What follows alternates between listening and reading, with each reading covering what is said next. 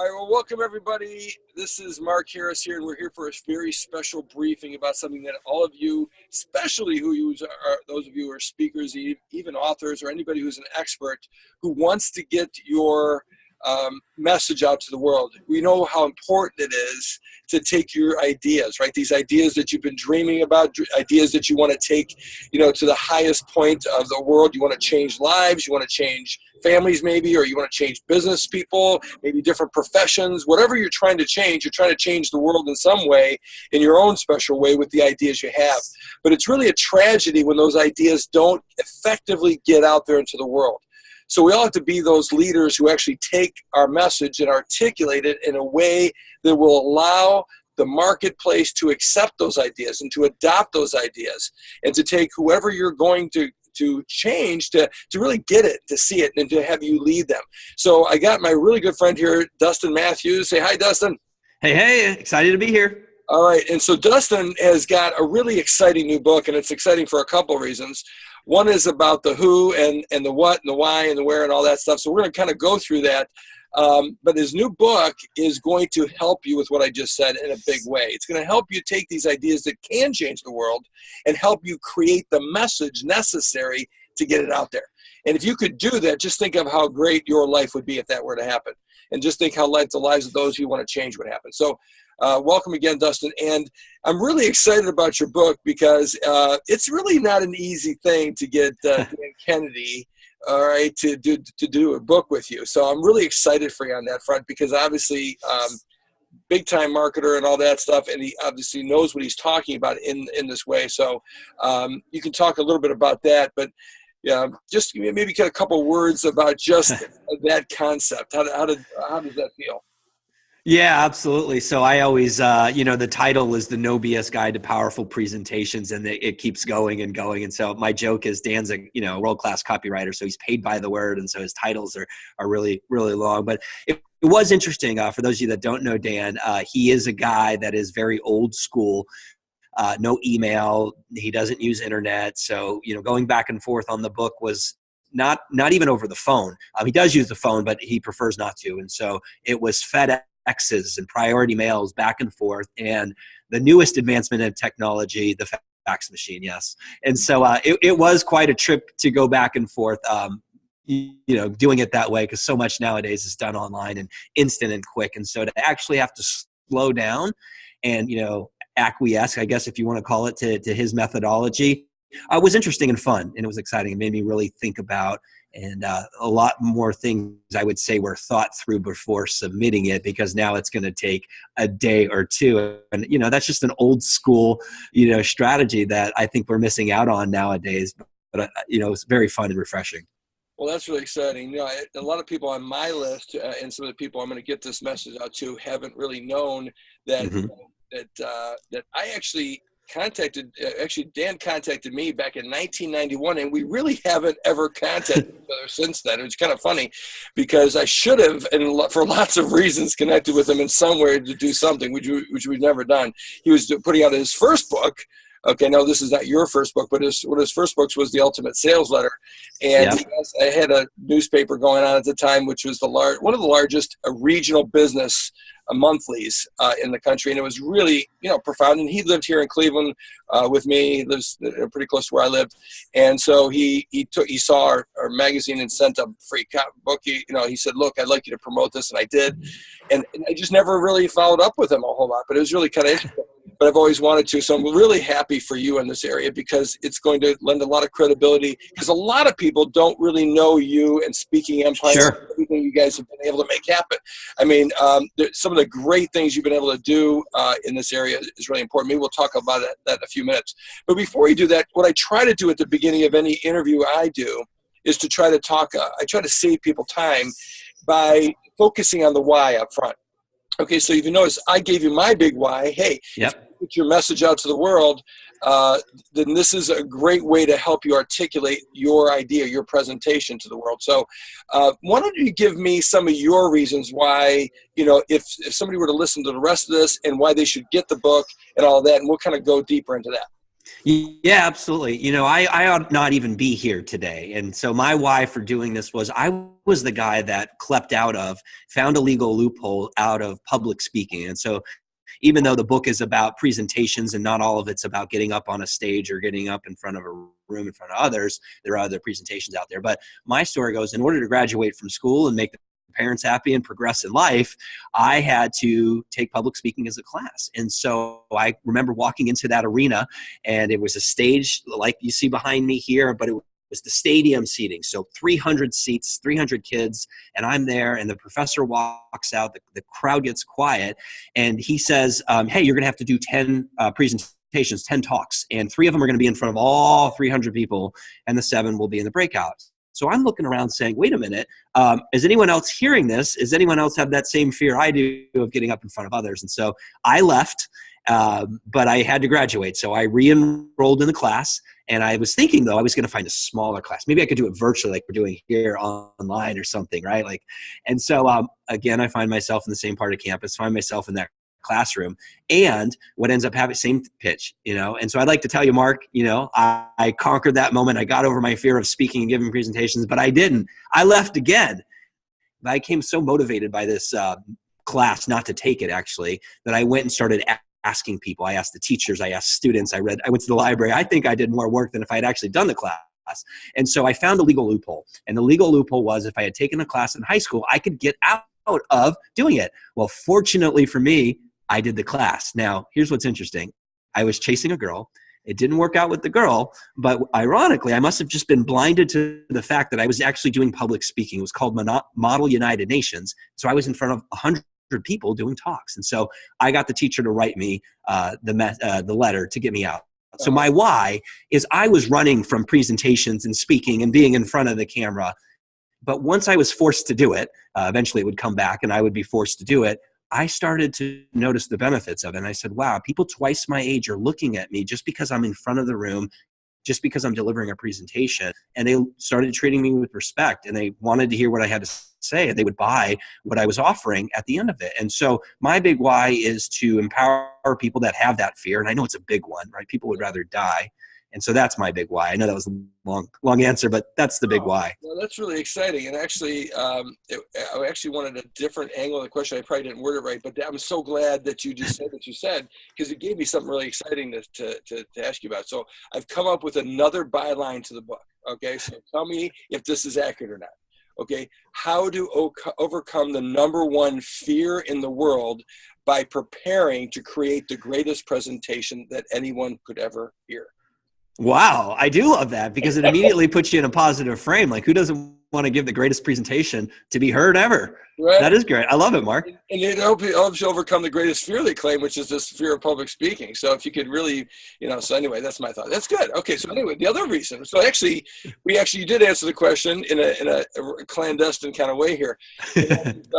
So my question is, okay, for everybody listening, so what are some of the whys that what's the reason why, they are like out of their minds? I have one big one I'm going to share within a few minutes, but what is the big why that you think or the big whys that people listening should really not only adopt the idea of having this great presentation and putting this kind of a great presentation together, but also to get the book to help them do that? What are some of the reasons and to listen even to the rest of our interactions here together about this? Why should they listen to this message, and why is it so important for them? Yeah, absolutely. So the good question. So it's my belief, Mark, everything in life is a presentation, everything, whether you're selling, whether you're talking about your business, and even fulfilling. If you deliver a product or service, I think of Disney World, right? You buy the ticket and you're in the gate. It's like presentation time, and it's not in the presentation sense that most people think about. So my belief is everything is a presentation. Most never think about this in life. And so salespeople sort of get it, like they need to have a message and get their prospect excited. But most people don't think about the whole choreography. And so there is the presentation itself, but there's also the marketing and influence that happens before. And if you're smart and wise about it, you'll do some follow-up afterwards. And so really the reason why to get it is to give you this new awareness that everything in life is a frame. And so how do you treat it, or as a presentation, how do you treat it that way? And so inside the book, we talk about the different strategies on how to create a powerful presentation, whether you're selling, fulfilling, raising money for your charity, trying to motivate people. And so that's why. I like that. You put the charity thing in there. I think that's a great, I mean, Absolutely. because nobody really wants money, right? What they want is what the money will get them. And so really eventually, if you want something, whatever it is, this will help you to achieve that. You know, you and I are both fathers, so we know how good our children are. Okay, at these presentations. I was just thinking, you mentioned that, and we were talking recently, and you mentioned that. And it was so funny because my little son and my little daughter were coming up to me, "Okay, Dad, we want another. Come on, can't we do?" And they're like, we got to be able to do this. And then we talked about the stories, and then they were just saying, one more story. So it's really kind of fun because they've got their presentation built in from the start, unless something happens. Yeah. They go to the wrong school or something, and they don't learn how to be. They're afraid of teaching or speaking instead of the other way around. Okay, right. So that's a good reason, and I think it's so important that I think most of you get it. Definitely, any of you who are experts and you want to get your message out. One little clarification point about that: does the book go into just the speaking version, or also various forms of visual or written presentations as well, or what types of presentations does it get into? Yeah, absolutely. So that Mark, that's a great question. So when people think presentations or hear the word presentation, they think getting in front of a stage or maybe a webinar nowadays, and so there's so many other types of presentations. So Dan actually contributes a lot about working with proactive infomercials. And so if you think about it, an infomercial is a presentation designed to get you to buy the stuff. And so he talks a lot about infomercials. I talk about video sales letter, where you don't even have to show up nowadays, and automated webinars in the book as well. And so yes, I mean, it is more than a book just about public speaking and giving presentations like that. It's how do you create a message that really converts and gets someone to take an action? Awesome. That's fantastic. Okay, so we kind of know a little bit about why you need to do this. So if you have any kind of a message, and in fact, I always translate this whole concept of ideas. I'm in the thought leadership business. I do that kind of thing. I work with experts and speakers and authors, but I also work with business people because I really believe that every business person needs to practice thought leadership. And this thinking, one of the most important things we have to do in life, and the only thing that separates us from every other being, is that the fact that we actually can think. And with these thinking comes up with these great ideas that can change the world. And so these ideas eventually sometimes take the form of products or services or solutions, right? Or advice. And so therefore, that's kind of a little bit about why this is so important from my perspective, is that we really have to learn how to then articulate the message about these ideas. So I think that's a really important thing. So now the question is, okay, so let's do the what. We did the why, and let's do the what. So what exactly is it that you're going to help them to achieve? If you only said one thing, maybe you got this perfect sentence that'll be like an awesome one or something like that. If they read the book, they learned what you and Dan had to offer them, what are they going to come out with? What is that one thing that is the outcome of this book, and that you believe that they will achieve if they properly implement it? Yeah, absolutely. So I believe the one thing that makes this book unique from any other book on sort of public speaking or presentations or selling is this idea of choreography. And so we obviously talk a lot about the presentation in the book. And so there's a formula for that. But and there's other books, obviously, on presentations and their formula. But what I talk about and bring into the book is this idea of choreography. So what do we do to influence before? So if you think about it, if you are trying to sell somebody or an audience or make a case for something, it's not just the presentation itself. I love to use Steve Jobs as an example, right? So there was this massive buildup to when he would launch something. And so there's influence, there's media mentions, there's marketing, there's interviews that happened before he actually delivered his presentation, and then obviously the follow-up afterwards. And so really it's this idea of that, yes, everything in life is a presentation and the message needs to be refined, but what are we doing before and what are we doing after? And so if that's the big idea that someone could walk away with, that is my goal, because it takes everything to make somebody take an action, whether, again, to raise money for a charity, to get people to buy your product, program, or service, to sign up for an appointment if you're a financial planner, that sort of thing. So our message is, how do we get people to take the action? That's really neat, because Dave and I were talking about it at my last speaker author mastermind, and he was attending, and we were talking about the Steve Jobs formula. And it's really kind of interesting that you mentioned him again, because one of the most powerful things about Steve Jobs that I liked, because a lot of things I didn't like about him, but one thing I loved about this guy is that he spent 100 hours for every 1 hour of a presentation. So think about, like you said, what happens before the presentation, and it's about a system. It's about literally investing the time to be the things, to be a leader, because ultimately the true leaders are the ones who do the work of articulating the message, the hard work of finding the right word. Nobody else is going to find the right word. No one else is going to do the job of putting this together. Okay, and I love that. But even if you did all of that, I love what you just said. It just blew me away. I never heard the word, choreography in this sense. Yep. I love that. It's kind of like it's a whole production, right? You feel like you're seeing the people dancing, and you're because you want them dancing about your idea. So I see this whole neat thing about that. I love that word choreography. It's kind of like context. It's like the logical word is, content needs context, right? This is like the production. I love it. That is absolutely one of the most exciting things I ever heard. And if you nail that just even a little bit in this book, that would be fantastic. Just think now, guys. So everybody's watching this. Okay, Dan has spent at least 3 or 4 decades in this film. I know, Dustin is in his 2nd decade of at least of this. Okay, and so the fact is that what they've been able to do, and so just think to take those 10,000 hours that each one of them has to become geniuses, really, in this area of presentations and all the things we've been talking about so far, and they've articulated and put it into a fine, beautiful package. And they decided to charge. You're charging $10,000 for this book. Is that right? That's right. When you act now. No, but the thing is, they could have. Absolutely. To take all that. I mean, you must have spent. I mean, even John Maxwell, who puts out a book a quarter, spends 90 days on a book. So how much time did you spend on this? With this. Over a year, for sure. Over a year, back and forth, and most people don't hear this. I'm not sure that I've said it publicly.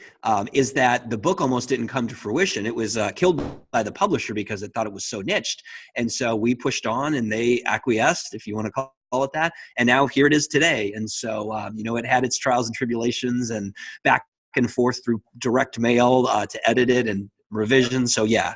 For sure. So just think, I don't know what you would charge, for a year's worth of your time, but I can guarantee I know what Dan would charge for his. Oh, yeah. But between both of you, to put that into a book, it's got to be worth, even if you consider the duplication of effect of a book media, the fact is it's got to be worth $1,000 of anybody's time to read this and to articulate some of the juicy nuggets that you're going to share in there.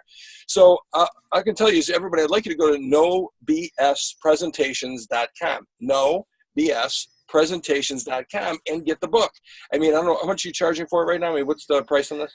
I believe it's $17.95, but depending on when this is released, there's pre-launch pricing that the publisher has dictated. So we're selling it, Mark, I think it was $11.96 is what I saw. And, the cost of one idea, the value of one idea that comes out of there that shifts you just slightly, time and time again. Obviously, I'm a big believer. It's like it's not even taking you out to lunch. Right. Right. So this is obviously a no-brainer, and you really got to ask yourself if you don't get some. And I say, I'm not trying to really sell you. I'm not getting a penny by helping you sell. If you sold 1,000 of these, I'd not get a penny of this. I'm doing this for my audience because I want you to grow. And I want you to see this, and I respect Dustin immensely, and I respect Dan as well. And I listen to his stuff as well. I order his stuff. I do all kinds of stuff. The bottom line is that if you don't take this, you're really not serious about getting your message out to the world. If you say I'm interested in changing the world in any way, shape, or form, even if it's just with a business, and you don't want to learn how to properly articulate your message to whether it be clients, whether it be investors, whether it be a possible team. Maybe you want a world-class team to be on your team.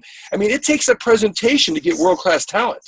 Absolutely. If you can articulate that just a little bit better, just think what we're talking about here. So I strongly suggest you do it. So we talked about the why. We talked about the what. Yep. Let's talk about the how. Let's talk a little bit about, exactly how is this book going to help somebody to create that presentation? What's going to happen here? How can we know that this is going to really, they're going to be able to get their hands on this thing and take some action? Yeah, absolutely. So obviously I should first say, the book has got ideas, strategies, formulas for helping you get to that next level, but also to attach to the book are resources. So, videos, demonstration, PowerPoint templates, that sort of thing are now attached to the book to help make life easy. But really the how is the formulas that we talk about, we include. So there is a formula for getting someone to take an action. There is a formula to get someone to do something. And so we walk you through that. And so even if you are delivering a message right now, you may just be doing it off the cuff. And one slight tweak by looking at the formula may dramatically improve your results. One of the concepts I'll talk about a little bit is this idea of irresistible offer architecture. So every presentation, in my opinion, should have some sort of offer, whether that is to buy something, donate to charity, maybe it's to generate leads, right? Or to tell your audience, hey, join the Facebook community online, because I get that some people are in corporate. I get that some people can't sell. You may be at a church, right, preaching, right? But you should challenge your audience to take an action, because in life, nothing happens without action. To pontificate and give people ideas, it's great, but they're going to forget. And so unless you can get them into action to do something, to act on what you've shared with them, it's really going to not serve them in the highest capacity. So our proposition is get them into action. And so we give you the formula for getting people to take action. I love it. Well, that in itself, the formula has got to be worth $12, let alone the board structure. I mean, you got templates even. I mean, so that's really awesome. I love how you're going to help them, which is to not only just give them the book and you're on your own, but you're going to give them some actually templates to work with, some PowerPoint presentation ideas, some stuff like that, and other videos to walk them through some of this. Fantastic stuff. I mean, it's obviously worth it. All right, so let me ask you this. So now my fourth biggest question, I got this from Kolb, of course, the 4 learning styles, and there's the why, the what, the how, and then the what if. What is really possible if people were to do this right? In other words, if somebody were to actually take what you guys have put in this book and actually do it and do it right, as opposed to doing it the way maybe some other people would say to do it, that may not be the right way to do it, but actually to do it right the way you're talking about here, what's possible for them? What is achievable? Wow, Mark, that's a good question. It's really dependent on what niche you serve or what audience you serve. And so some of the case studies we talk about, I'm just thinking off the cuff here, professional services. So we have a chiropractor down in Sarasota, Florida, who we've taught this process to, many other things. And so here he is selling chiropractic, cracking backs, as Dan would say. And so he now has a 7-figure practice off of this idea of putting people into a room of lunch and learns and then saying, hey, listen, here's some neuropathy symptoms. Here's how I can help you. Here's, what we can do to, make you pain-free, healthy. And so now he has a 7-figure practice.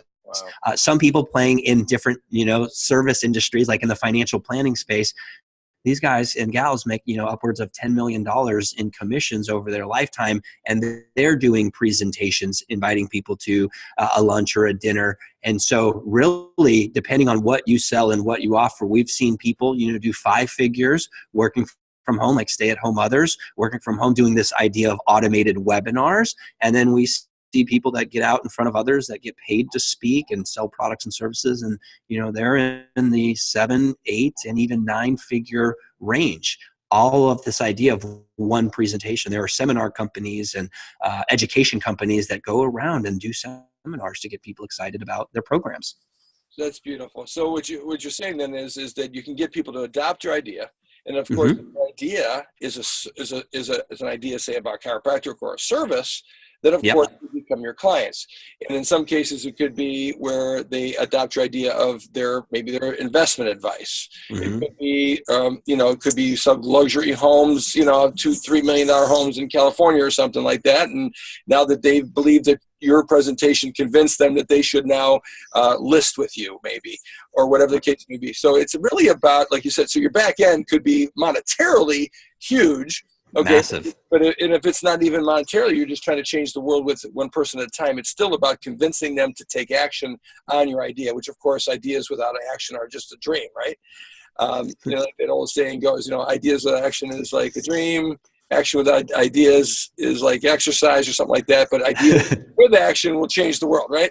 So absolutely. The action part of this is going to articulate a message that not only gets you to take action, but also gets your people, the people you're trying to reach, action.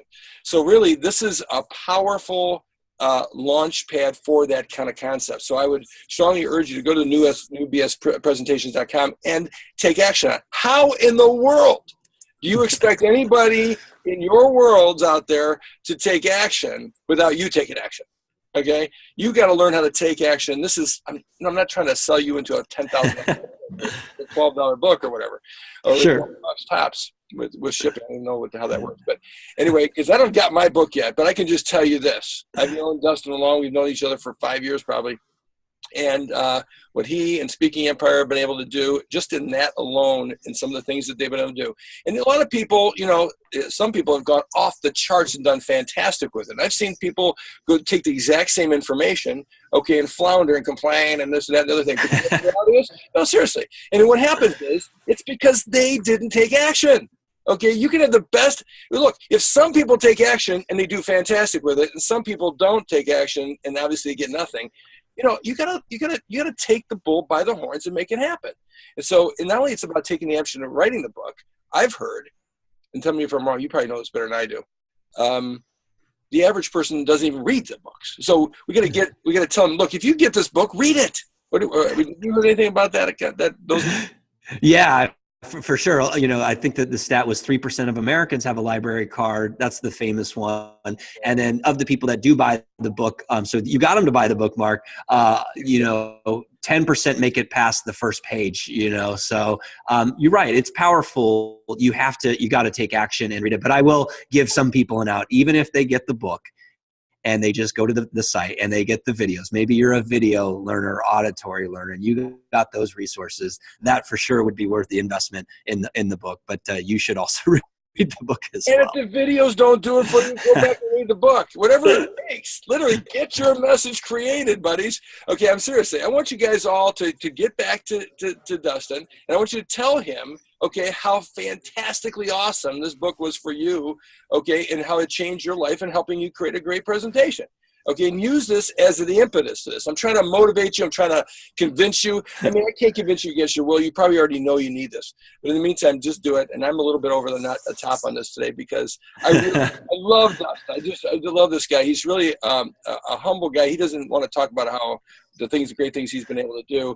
Their company was at an Inc. 500 company, one of the fastest growing companies in the country. They really helped, lots and lots of people in their different endeavors. And they're really an awesome company and all that. So I want everybody to make sure you do that. So lastly, kind of like before, because this is just a short little thing about this, but I think it's, this is, so tell me if you had to tell everyone in the world, okay, everyone in the world, one thing, what would that be?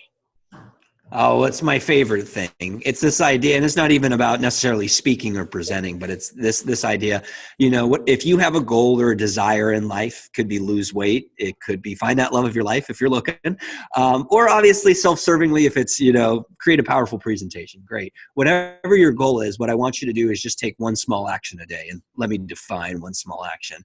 One small action could be, like read a book, or it could be, tune in to Mark's next episode. It could be, call an expert on the phone, go on Google and research. Something small, not like, go fly across the country, although you could do that, but something small. And so what happens is when you take one small action a day over the course of a year, that's 365 actions, you'll be amazed at where you end up. And here's the kicker. The kicker is oftentimes it doesn't take you 365 days to get to where you want to go with your goal, because you build this idea of momentum, because you're taking an action a day. You actually get more excited. You actually spend more time, and you get there a whole lot quicker than if you just try to cram everything in. So this idea of building momentum, chunking it out, my favorite one.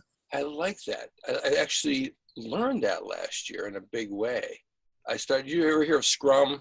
Yep. Okay. Mm-hmm. I learned that because we started practicing that. And this whole idea of, look, it's not about this whole big, huge plan.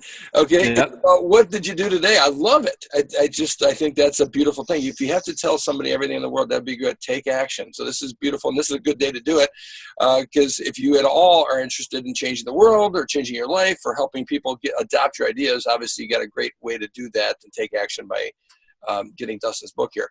nobspresentations.com. So anyway, last words that you would like to say? And that's pretty, I don't know how you can beat it on that. That was pretty awesome. So yeah, that's usually my favorite. I just want to thank you, Mark, for having me on and doing what you do, because obviously you have a message and you're sharing with others how they can share their message. So I understand that business. I understand what it's like to do that. And so there is the weight of the world on your shoulders, and the positive stuff that comes with that. And so you are a true thought leader, elevating consciousness and humanity. And I appreciate one when I see one. So thank you, sir. Well, I appreciate that immensely, because coming from you, that's a great compliment. I do appreciate that. And the pleasure is really all mine, because I really like working with people who are awesome people like yourself. And you've done so much to serve people. And I can't even tell you some of the people that know you, that I know that know you. We talk about, just got to love Dustin, and it's not just about business things. It's about other things in life, because if every one of us has the most successful lives in the world, business-wise, money-wise, and yet don't have some of the relationships and the things that make life beautiful and exciting and wonderful, then that doesn't work. And Dustin's one of those people that help makes life, even when you're doing business, to be a pleasant thing. So I appreciate you, Dustin. Thank you, Mark. Thanks for having me. Well, you bet. And we're looking forward to that new little child you got coming here pretty soon. Any day now. I'm waiting too. Any day now. And Dexter's going to be a big brother. I know. We've been reading the Big Brother book. He's loving it. He's getting it. He's starting to understand. I love it. Yes. Well, I'm excited for you, and we'll see you soon. And everyone, I'll see you into the successful presentation world and pretty soon. So we take care and have a blessed day, guys, and we'll see you soon. All right. Take care. Bye-bye.